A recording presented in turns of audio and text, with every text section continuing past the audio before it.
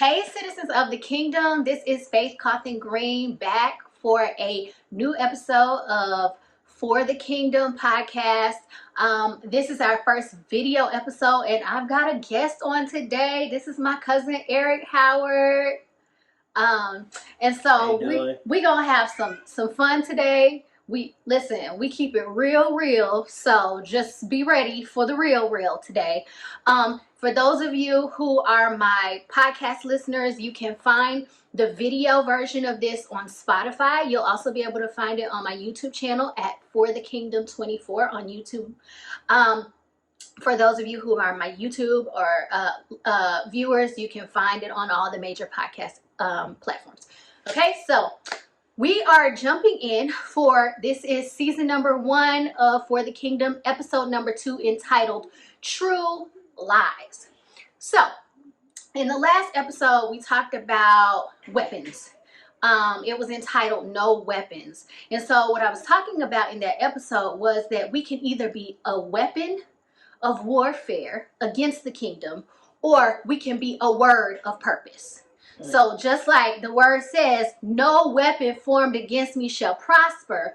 What I was telling you guys in the last episode is that if you become a weapon by not operating in your purpose, you will not prosper, because then you become a liability to the kingdom of God as opposed to being an asset, a word of purpose. So today we're going to talk about one of the ways that you become a weapon in the kingdom. A weapon to the kingdom of God.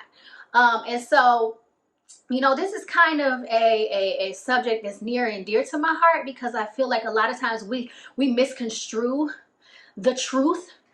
We villainize the truth because a lot of people can't handle the truth. We decide that we're not going to tell the truth to them because we don't want to hurt their feelings. But I hate to tell you, you become a weapon when you don't tell the truth. So the Bible says, what is it? John 8:31 and 32 says, so Jesus was saying to those Jews who had believed him, if you continue in my word, then you are truly my disciples, and you will know the truth, and the truth will set you free. So we live in a space a lot of times, especially in families. I really want to dig into families today because I feel like a lot of our families are broken because we don't want to tell each other the truth. We pretend like we all good, happy, kiki, and we going to the barbecue, and then when we leave, girl, did you see what she was doing? She get on my nerves. That person, da-da-da. And this is why our families, this is part of the reason why the church is broken, because the family is the foundation of the church. So if the family is broken, then the body is broken.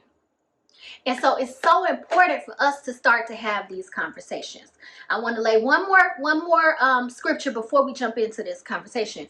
1 Corinthians 13, this is verses 4 through 7. It says, love is patient, love is kind, it is not jealous, love does not brag, it is not arrogant, it does not act disgracefully, it does not seek its own benefit, it is not provoked, does not keep an account of wrong suffered, it does not rejoice in unrighteousness, but rejoices with the truth. It keeps every confidence, it believes all things, hopes all things, endures all things. And then if you go all the way to the end, it says love never fails. Here's the problem. Y'all stop at love is patient and love is kind. Right? Then we decide, well, if I tell them the truth, it won't be very kind. Well, here's the thing. Love comes in many different packages. It does. Sometimes love is going to come in a tough package that doesn't really feel that great. Sometimes love is going to come in a pretty bow and it's going to make you feel warm and fuzzy inside. But sometimes it's going to come with the harsh reality of the truth that needs to be brought forth to set us free. Love rejoices with the truth. Whether or not the person is ready to receive that truth, whether or not they're gonna get upset about that truth. Sometimes, what I think about when I think about a dish. You know how you You eat something and then the food gets all crusted on the dish. Yeah. Some people just want to put water and let it soak in the sink, right? So they let the water soak, but then eventually you still got to come back and scrub that dish to get it clean, right? Right. So patient love is like the water that you just let sit in the dish. And you decide, well, if I'm just patient, eventually it's going to fix the problem. If I'm just kind, eventually it's going to fix the problem. But let me help you. Sometimes love needs to bring a little abrasion to the situation in order to fix it. It's just like sandpaper. When you want to make something new, when you want to redo it, when you want to refinish it, you have to sand away the old thing to bring something new. And sometimes, sandpaper has different textures. There are different heavinesses to it. Right. Right. So you might not want to sand a rusted pipe with a number 1 piece of sandpaper. Sometimes you're going to get like a number 10. Right. And in that regard, it's the heaviness that makes it new. Right. I can't, if I know you've been doing something wrong and we're family, me letting it go by and by and by and seeing you go by and by and by and just wasting away, that's not family. That's not that I can't consider myself your family member if I'm not going to tell you the absolute truth. Absolutely. Right? A lot of my nephews, they used to say that I was rude. And I would tell them, with me telling you the truth about a situation makes me rude, I'll live with that. Right. I can live with that.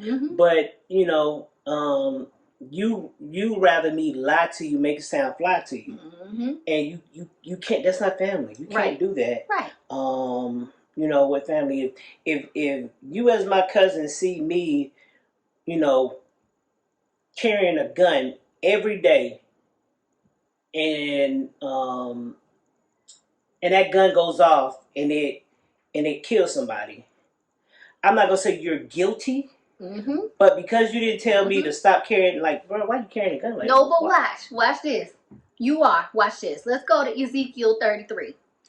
This is verses, I'm not going to read the whole thing, but it starts at verse 1. It says, "Now the word of the Lord came to me, saying, Son of man, speak to the sons of your people and say to them, if I bring a sword upon the land, and the people of the land take one man from among them and make him their watchman, and he sees the sword coming upon the land and blows the horn and warns the people, then someone who hears the sound of the horn but does not take warning, and a sword comes and takes him away, his blood is on his own head. However, if he heard the sound of the horn and did not take warning, his blood will be on himself. But had he taken the warning, he would have saved his life. But if the watchman sees the sword coming and does not blow the horn, and the people are not warned, and a sword comes and takes a person from them, he is taken away for his wrongdoing, but I will require his blood from the watchman's hand." So we telling each other these true lies, and we're thinking that we're protecting each other, that we're doing the right thing because we don't want to hurt each other's feelings. But here's the thing, if you really love somebody, you want them to be the very best version of their self that they can be. You want them to live the very best life that they can have. So you telling yourself a true lie, that you're doing the right thing by these people that you claim you love, by not saying nothing, by not telling them the truth, by not bringing things to the forefront that you know ain't right. And we're not even talking about just oh, I saw you doing something wrong, or look, I see you heading in the direction that I know ain't you. Right. We done had a conversation like that before, right? Amen. And I tell people all the time, if you don't want the truth, please don't call me. Because I love you, but I love you enough to be okay with you being angry with me. Yeah. so that you can be better. Now, I'll be the scapegoat. That's cool. As long as you get better. As long as you take this truth and you go, you know what? I heard. Hey, look. If it's an abrasion, you gonna remember that. You gonna remember that hurt until you. If it's a wound. Watch this. If it's a wound that the truth brought, guess what? You gonna now give attention to that spot. Right. The spot that you wanted to keep ignoring. Why did we get here? That's right. That's right. Why did we get here? That's absolutely right. You know, sometimes you need that abrasion. Exactly. I think that you know, like families that escape the truth amongst each other, you know, you can see the brokenness there. Absolutely. Because like everybody know Uncle Skeeter cheating on Irene. Right. And then Irene is just so in love with him and just always telling how good he's doing and, and oh yeah, my man, and making herself look like a fool. And all her sisters and brothers around just listening to her, but knowing that he down, you know what I'm saying, with the woo woo at you know what I'm saying, at the motel. That right there is that kind of hurt, because when she finds out that he was cheating, that's gonna hurt. But what's gonna hurt more is that everybody when she finds out that everybody knew. That's right. Like it's that he did me wrong, but you my blood. Right. Like me personally, like you, I'm sorry. Like I'm gonna let you tell it. Right. I lost a good friend in college because she told me that I gave her an ultimatum to tell something that happened with my best friend. And you know, both of them are my best friends, and she was like, you just put me to an ultimatum, and eventually our friendship deteriorated. But it wasn't me putting you to an ultimatum. He's more like my brother. You were holding her accountable. Right. And then that's that word right there, accountability, is just a word a lot of people don't know how to spell. And it's not, you know, a lot of times not being accountable to yourself is a detriment. It can be a detriment to your family. That's right. You know what I'm saying? Like you have so much more that you could be doing if you were in the right space, by not putting yourself in that right space and amongst those people who truly care and love you. That right there is gonna be it's gonna be a downfall. Right. And I don't think people understand that. So let's just go with that word accountability for a second, because I think that a lot of times people mistake accountability for judgment. And you know, I think that's one of the reasons why a lot of times people don't want to address the truth. But I mean, come on, even Jesus did it. Come on, like think about Jesus. What is this? John chapter 4, verses 15 through 18. He addresses the Samaritan woman. As we talking about Aunt Irene, right? Right? We talking about Aunt Irene and how her husband is cheating on her. She says, the woman said to him, "Sir, give me this water so that I will not be thirsty, nor come all the way here to draw water." He said to her, "Go call your husband and come here." The woman answered and said to him, "I have no husband." And Jesus said to her, "You have correctly said, I have no husband, for you have had 5 husbands, and the one whom you now have is not your husband." Wow. "This which you have said is true," she says. When Jesus addresses the Pharisees and the Sadducees, he says, "Whoa!" He calls them hypocrites. He says, "You're whitewashed." This is Matthew chapter 23. "You're whitewashed tombs, which on the outside appear beautiful, but on the inside they are full of dead men's bones and uncleanliness." He says to Peter, "Get thee behind me, Satan." All of this is truth. Here's the thing. Truth is a recalibrator. I like that word. Truth is an identity reminder. It's the one thing that's designed to shock you back into position of who God has called you to be. That's why his word says the truth shall set you free, because you be bound by all these untruths and these true lies that you be living in, because nobody's willing to hold you truly accountable.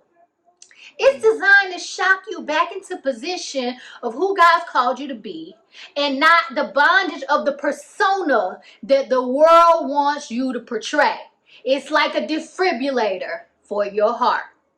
But too many of us aren't willing to deliver the shocking blow of the truth to each other to bring about a normal rhythm to the heart.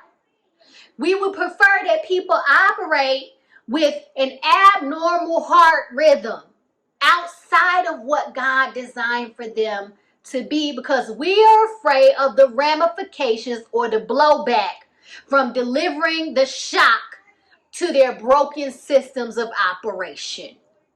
But what if it would actually save their life and you don't even know it? What if that truth that you are not willing to tell will actually save their life?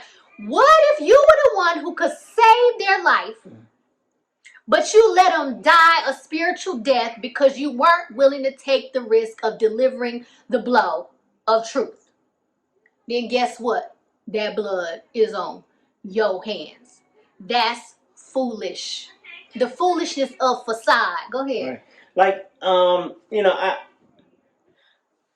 I think that, a man that, and man, I'm just a person, that's unwilling to accept truth from his friends. You don't have friends.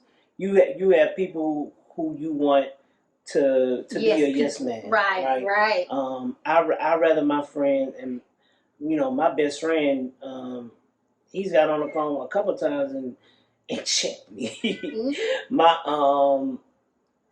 My wife called my best friend about 2 days after my surgery. 2 days after I got home, she said, "You better get your friend right now." And and I didn't realize that I was, all of my pain from just not being able to just get up and go like I wanted, being in my own home, that I was making it harder for my wife to help me or whatnot. And he called me and he was like, "Hey man, I don't want to hear none of that. like stop what you doing. Like, she there to help you." My mom said the same thing. Right. And I went, like, after normally I would be like, "Man, you tripping," but I knew I was wrong. Right. So I shut my mouth up. I went to bed. I woke up and I apologized to her. Or whatnot. You like, and that's the thing. Like, if somebody's telling you something outside of the norm of what they tell you, it's not, it shouldn't be unfathomable to you to listen to that. Right. You have to be. You have know their character, right? You know that they love you, and they're not gonna lie to you. Right. Like me, to me, I think if I lie to you, I make you more important than you are. That's why I'd rather tell you the truth. Right. Like even with my wife, when she asks me something, I'm gonna tell you the truth. That's why I'd rather you not ask me. Right. Because unless you really want to know the answer, you know what I'm saying, don't ask me. Because I'm going to tell you the truth. It might come off as rude or as direct, but it's the truth. That's right. It's the truth. Let's dig even a little deeper. Cause listen, I don't know about other ethnicities or cultures, but I'm gonna tell you what, the black family is good for getting that broom and sweeping stuff under the rug. We got all kind of family secrets that don't nobody want to get out. Listen. Uncle Junebug ain't right, and you better not be leaving your children with Uncle Junebug. Ooh. Right. Everybody know. And everybody know what Uncle Junebug done did to some of these kids. But don't nobody want to talk about it.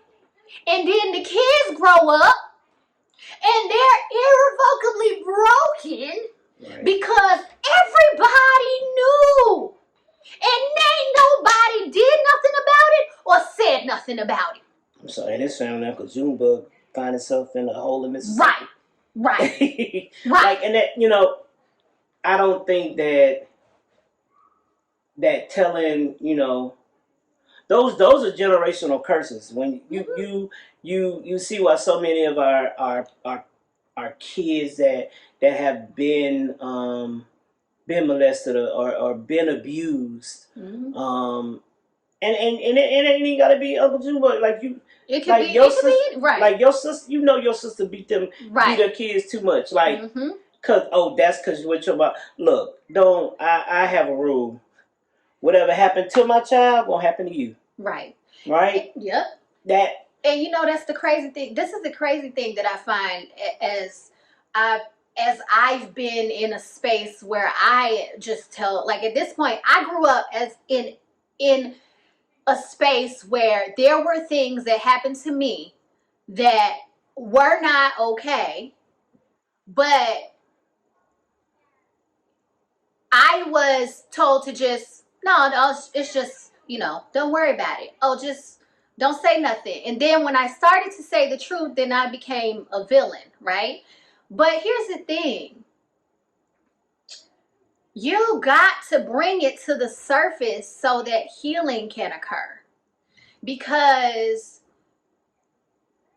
if you don't address it, what happens is you're just building new generations on top of that broken foundation. Yeah. And those curses are never going to get broken because you keep breeding broken children through broken relationships. And I don't care if the next generation becomes wealthy and they got all the businesses, and watch this. This is what we decide. Well, it must have been all right because they became successful. Well, they can have all the money in the world and on the inside be completely broken, towed down, and let's just be clear. When people bring the truth to you, stop saying, well, I did the best I could.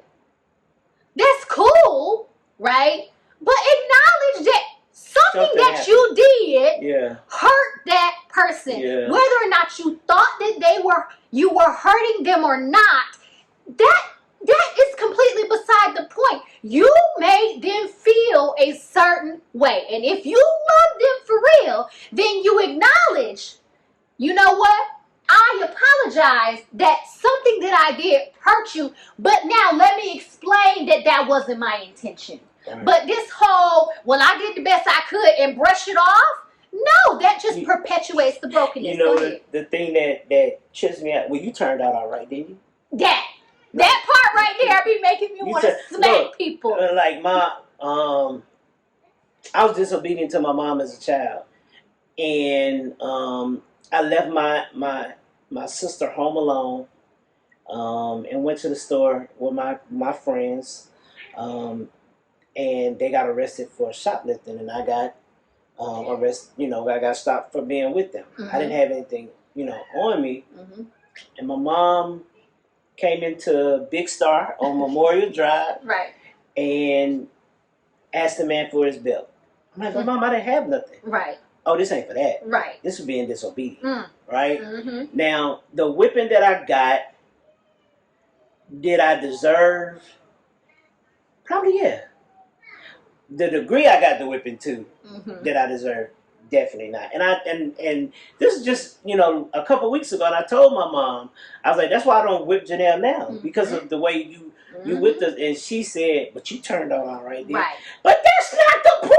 Right. Sometimes we turn out all right in spite of, not because of. Like, and my mom, you know what I'm saying, like she raised me to understand right from wrong, to listen to authority and to respect it. Now, for being disobedient to her, I got a whipping.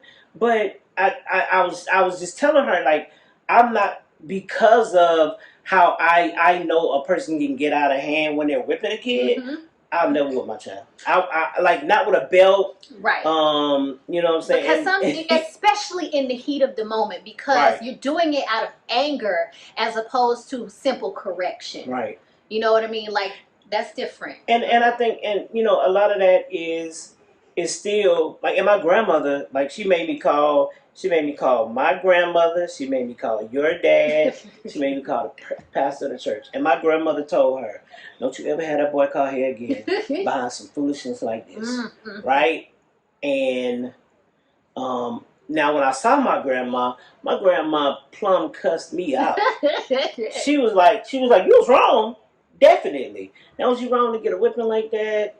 No, I don't agree with that. And she was always our protector or whatnot. But then she'll turn around and tell you what, like, this is the part you messed up at. Right. Like, I'm cool with that. Like you can be somebody's protector, but in and like after the dust settles, accountability. You still can't hold them accountable for what they're doing, because that's the only thing that people should ever take out of any kind of chastisement is this was the part you were accountable to. Right. Forget what somebody else did. My mom would always tell me when a teacher called, I'm like, but teacher don't like me. Well, her job ain't to like you. Right. Her job ain't to like you. Right. Her job is to teach you. Now she ain't gotta respect you either. You would hope that she does, but she shouldn't disrespect you. Right. You were wrong for this. This is why your Nintendo getting taken away. Right. That accountability. Right. You know what I'm saying? Like your kid is just he or she speaks out of turn, and you know that, but you don't want to check that. Right. You can't like, oh, my kid perfect. Don't ever go, man. My mom ain't never went to the school and be like, oh, I know your teacher lying. That's just not my Eric. He was talking. No, never Eric. Right. Oh yeah, he ran his mouth. Let me just ask you a question. Did he ask you not to say that to him? Right. Or speak to him that way? Right. Oh, he did. Oh, because you're an adult, you don't have to listen to that. Right. Oh, okay, yeah. I'm gonna delve into that on another episode about adults and children, and I got a lot of pet peeves about that, and how adults feel like children are supposed to have no, don't say nothing. I seen somebody post something and it ticked me off so bad. Children are supposed to be seen and not heard, and I was baby. But that's why those generational curses. Carry on. Because you think that way. That's right. Because because you know what I'm saying, when she wants to tell you, you know what I'm saying, what happened to her, you don't want to listen. That's right. Oh, it was an adult. Because adults are always in that generational mindset about, you respect, you honor. Let me tell y'all something. I just want to go ahead and break this down. Honor your father and your mother in the Lord. Right. In the Lord. Right? So everything your father and your mother do ain't going to be right. But it also says, parents do not provoke your children. That's right. Right? That's right. So, like a lot of times, you should just listen. This is the thing. I understand, children have wild, inventive imaginations. Kids ain't gonna tell you they hurt if they not. Right? Oh, I'm not talking. Hey, I'm not talking about, I don't want to go to school today. Right? You know what I'm saying?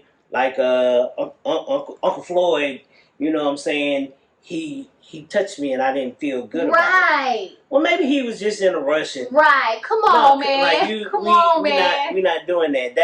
That's the kind of thing that, you know what I'm saying, I think our families, and that's any situation dealing with that, right? If I'm gonna listen to you, not just because you're my child, but because you're coming to me and you're saying something's hurt. Right now, if I go and find out that's true, me taking a bet to Uncle Floyd, that might be the result of it. But the result of it is not going to be like I'm just going to dismiss you and be like no, because now that happened, that one thing happened. The next time something happened, the last person you're going to come to is me. That's right. And then we wonder why our kids be all in trouble and out in the streets and doing. Because here's the thing, guys. God gave these kids a voice for a reason. Right.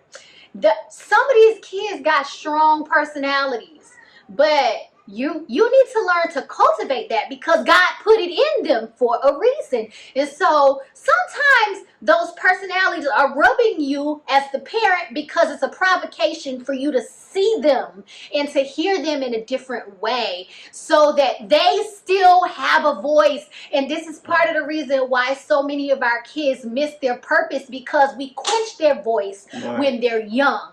And then they never feel like they can speak up or speak out or be confident as they grow up because the parents decided you a child and you don't say nothing to me. Like I'll never let my child disrespects anybody. Another child, an adult, me.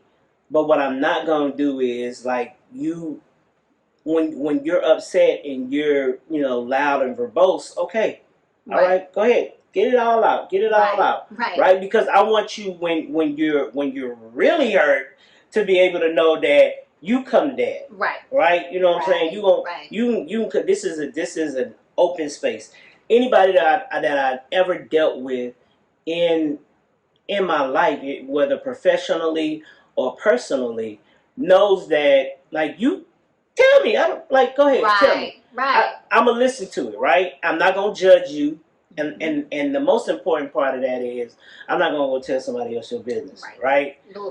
Because like that's another part of it. Because now who do I trust? Who can I trust? Like I need to tell something that's going on. Right. Like it once was a time when like I couldn't not tell somebody. And so I would tell them, I said, hey, look, I'm gonna tell you now. When you tell me this, I'm not gonna go tell, your classmates and your coworkers. But I do have to report this. A girl was like she was being beaten by her live-in boyfriend.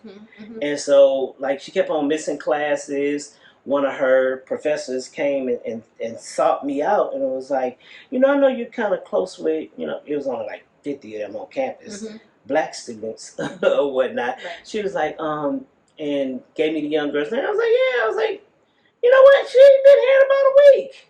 She said, yeah, she missed her test, and the last day to make it up is tomorrow. I drove halfway across campus to go see about her.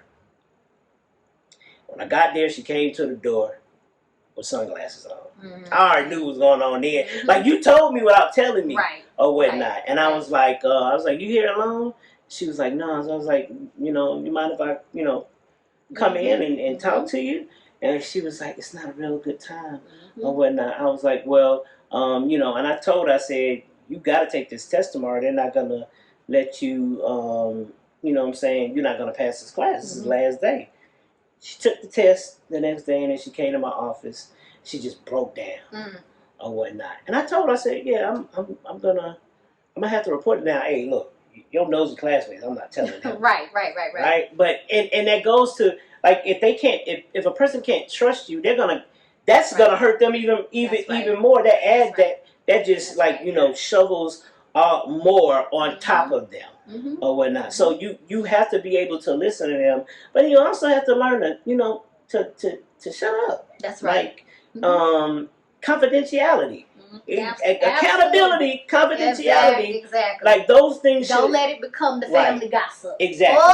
So did you hear such and such? Blah blah blah blah. No, because you got junk of your own. You don't want getting out there. Why do that to somebody else or whatnot? That's right. I think that our family. Like as strong as our family ties are, those are the things that needle through our families. It breaks it down. You know what I'm saying? Like you have to love one another in a manner that is what they need. Yeah. Right? Like even the littlest among us, like having to learn my daughter's love language. Even what I'm saying, like my wife knows my love language. I know hers for the most part. You know what I'm saying? But like learning that she don't like that, so don't do that. But learning like when hey, you okay? Right. Because she's a 911 operator. Right. So, like, when I can tell when, like, it was a rough day at work. Mm-hmm.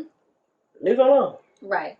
You know, and I think it's also important to not get in that it ain't my business space. You know, when families, when when you know that something is off and something is not right in a family, you know, a lot of people will be like, well, that's not my business. Well, you know, that's their business and I can't jump into that. That's it. Listen, here's the thing. This is one thing that I want everyone to remember. It's one thing to address it and that person tell you it's none of your business, because you can't save people who don't want to be saved. Right. Okay? That's one thing. But for you to just not address it and be like, well, I know this is going on, but because maybe that person just feels like their problem is so big that they can't handle it by themselves. Maybe they needed somebody to throw them a life raft and say, help me out of this water that I'm drowning in. Right. Because I can't swim in it no more. I'm tired. Maybe they were just waiting for somebody to come in and help them get out the water. Mm. That's important, not to just sit back and go, well, that ain't my business. And now let me help y'all with one other thing. Offense is a condition of our own heart. So if somebody comes to you with something that you know is the truth and you get offended, it ain't because they did something. It's because it triggered you. Right. A hit dog will holler. Right. So we gotta stop with these broken mindsets, these broken practices that we have, because we think we protecting the name of the family. We think we protecting the reputation of the family by not addressing none of this stuff. But listen, y'all just perpetuated some old foolishness for another generation. You know, I definitely believe in boundaries, right? And you can set healthy boundaries, but I'm gonna be nosy, right? In those boundaries, when you tell me, you know what, leave me alone, right? Okay, right, that's cool, right. But until you tell me leave me alone, right. I'm fine. I'm going, like, if you my family, if you know what I'm saying, you my brother, and you know I keep seeing, you know, your face all bloody. Right. Every time, or you always got glasses on and a black eye. It can be anybody, anything. Right. You good? Right. I'm going to inquire. Right. To make. Now, if you tell me you don't want my help, that's your decision as an adult, right? Right. I'm not about to keep pushing, because then what happens is you gonna get angry with me. We gonna have a real falling out because I know that I'm having good intentions and you just don't want my good intentions, which is cool because you're an adult and you can choose that. Right. But I'm not finna just sit back because what's gonna happen? The problem is just gonna keep getting worse and worse and worse. And maybe when I first approach you about that problem, you ain't ready to deal with it. Right. But maybe me saying something about it lets you know that people are noticing what's happening with you, and you marinate on it for a little bit, and then you come back and say, you know what, this is what's going on. Right. And you got time to talk. Yeah. Right. Like, I don't like anything. Right. You know, like my weekends, you know, I usually say on my weekends, but you can stop me. It could be in the middle of what I enjoy most, football. Right. I'll mute the TV. You come over and we talk about it or whatnot. I don't have office hours, right? Right. Like you have to meet them where they're at. That's right. So if it's Saturday afternoon, you know what I'm saying? I asked you on Monday if you was okay. You said, I'm good. I don't want to talk about it. Right. I asked you again on Thursday and you say, like I said, I don't want to talk about it. Okay. Right. Right. Boom. Got you. Boom. But if you come to me, right? And that's what people have to understand. Like, yeah, you asked them about it. No, why are you getting in your feelings that they came at this point? Right. Like, Okay, it wasn't time. Right. They know when they want to open their heart out. That's right. They know the people that they did, and that goes again to you causing more problems because you in your space. They chose you or whatnot to for advice or for to tell something. Not because they wanted anything, but because you know what I'm saying, you noticed it. Right. You were the first one to notice it. That's okay, right. So now, okay, this is a safe space. Don't close that safe space just because now you in your feelings. Right.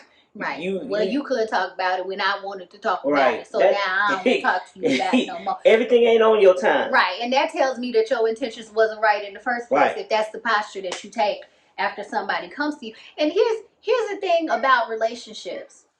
Sometimes if you really love somebody, you allow yourself to be inconvenienced by them sometimes. Relationships ain't always going to be convenient. It ain't always going to go on your time, on your schedule. Sometimes it just means, you know what? I got to allow myself to be inconvenienced by this person sometimes because I love you. Right. Because I love you and I love you enough to say, well, I was planning to do this today, but you know what? I'm going to make room. Right. That's it. Right. I don't like a person's healing isn't on your time. That's right. Right? That's like right. you can't like that's why like I have my pastor's number and I know that if it's at I'm not gonna call him at 10 o'clock at night. Right. Because me and my wife, you know what I'm saying, got an argument. Right. But it you know what I'm saying, if I'm, in a hospital, like my wife know, hey, call the pastor. Right. Right. Like, because that's the kind of relationship, you know what I'm saying, we have. It can't be on a time schedule or whatnot, or your office hours or whatnot. Sometimes you like you said, you have to inconvenience yourself. And that really, like, you doing that helps somebody else heal. That's right. They know that there's somebody that you know what I'm saying, they can reach out to, and that helps them more than anything else, you know what I'm saying, in the world. But that you took 15 minutes out of your busy schedule to just acknowledge them and listen to them. That's right. To see them. Yeah. Some people are broken because they just feel like they've been unseen, overlooked, undervalued. And sometimes people just need you to see them. Take a moment out of your day to look up from your phone, to not spend all your time on social media and see somebody in your life that they just need a moment of your time. That moment, that one moment could be the one thing that changes the trajectory of where they're going and what they're doing. Because you allowed yourself to be inconvenienced for one moment. Right. And what did it cost you? Nothing, for real. You could pause the football game in this day and age. Now, when we was younger, you couldn't do that, you know. But now you can pause that football game and come back to it when you're done giving that person that you say you love a moment. Right.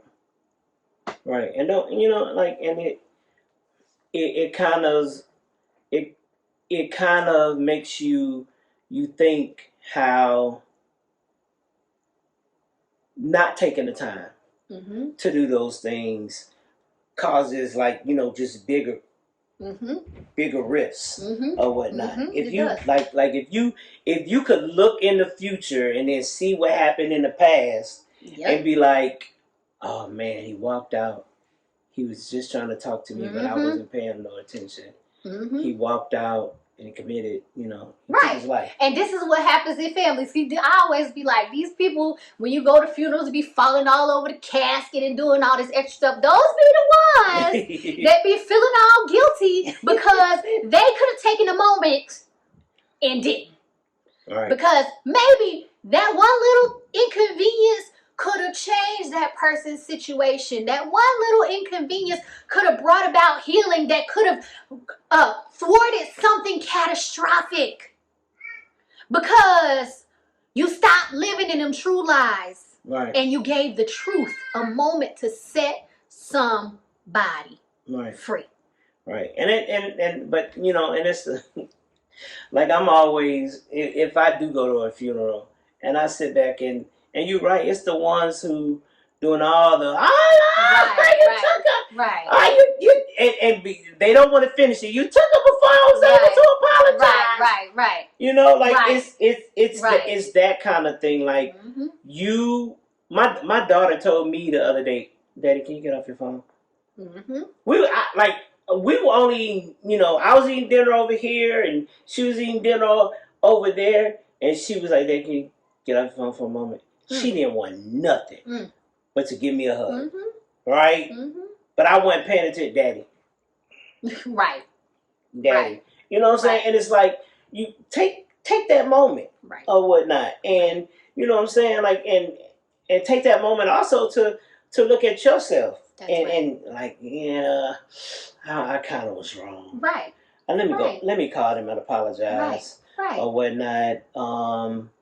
Because you like you get like in that regard, that's the good way of being self. Like you get that off your chest. They might not even forgive you. That's right. That's it. They might not like you cause them just. It's not about that. Right. You cause them irreparable harm. But because you took that step, that's the accountability you have to yourself.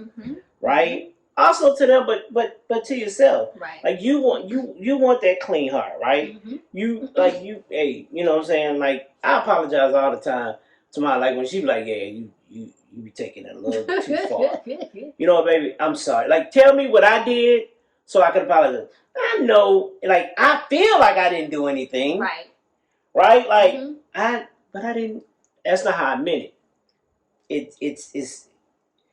It's not how you felt, it's how they felt. That's right. That's what makes it a safe space. Right. Is acknowledging that regardless of if I felt I did something wrong to you or not, I'm still acknowledging that something I did made you upset or made you. That's what makes it a safe space, because I'm saying, you know what?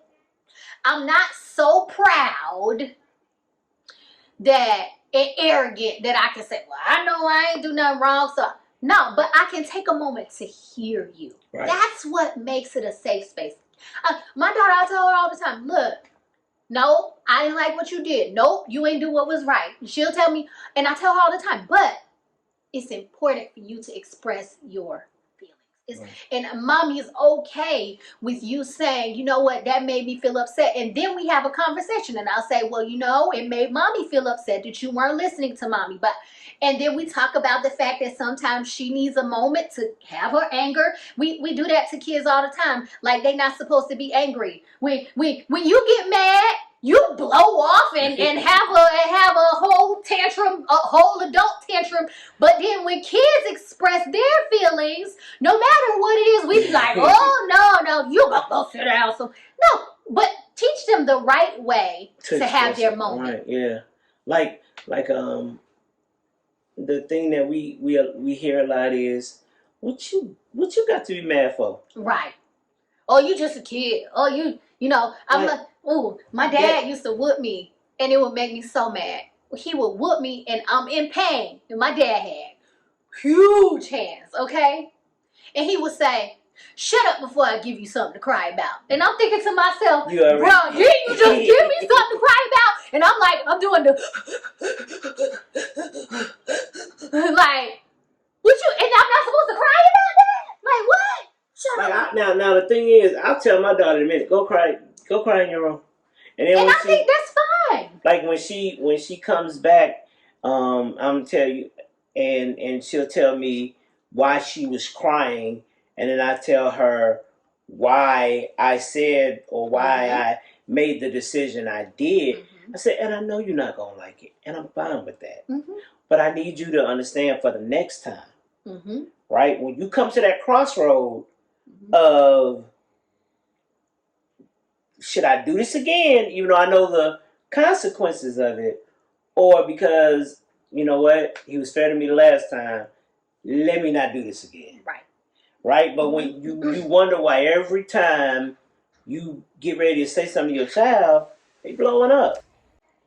So, yeah, you know, I think that's a part of actually creating emotionally intelligent children.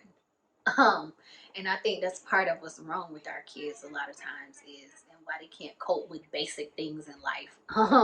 Because they're not emotionally intelligent. We don't teach them how to cope. We don't teach them how to discuss their feelings. We don't give them space to do that, and then they just pack everything down. You know? True. Hey, and remember though, like those little kids gonna grow up to be bigger kids, to teenagers, to young adults. Excuse me, not having that emotional intelligence. Mm-hmm. And now, if all the kids ain't got emotional intelligence, the moment somebody say something they don't like, mm-hmm. now they ain't coming back to the family no more. Or they shooting up schools. Right. They doing the most extreme thing because they've been packing down all of these feelings all of this time. And then what happens? All those feelings that we've been requiring them to pack down blow up and turn into something catastrophic. Right.